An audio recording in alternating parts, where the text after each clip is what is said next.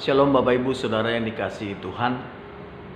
Hari ini kita sama-sama belajar tentang dipenuhi senantiasa setiap hari oleh kepenuhan hidup di dalam Kristus.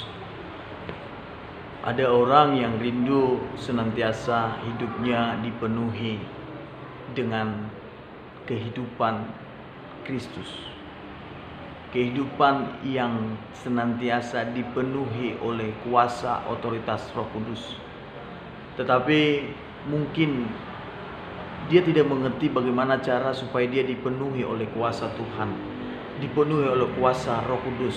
Hari ini kita sama-sama belajar dari kitab Kolose pasal yang kedua, bagaimana caranya supaya setiap hari saudara dan saya dipenuhi oleh kepenuhan Kristus, kepenuhan dari Roh Kudus. Kolose pasal yang kedua ayat yang ke-6 berkata, kamu telah menerima Kristus Yesus Tuhan kita. Karena itu hendaklah hidupmu tetap di dalam Dia. Yang pertama Bapak Ibu Saudara, ketika saudara mau dan terus dipenuhi oleh kepenuhan hidup di dalam Kristus, maka saudara dan saya dikatakan harus tetap di dalam Dia. Kalau saudara dan saya tetap di dalam Kristus, inilah awal dari saudara dan saya akan terus dipenuhi dengan kehidupan di dalam Kristus. Yang kedua ayat yang ke-7, hendaklah kamu berakar di dalam Dia dan dibangun di atas Dia. Berakar dan dibangun adalah suatu proses di mana saudara dan saya dibawa Tuhan semakin naik di dalam pengertian ilahi. Berakar dan dibangun berbicara sesuatu di mana saudara dan saya harus siap diproses sama Tuhan. Ketika saudara dan saya dibangun, itu artinya ada suatu perubahan, perombakan.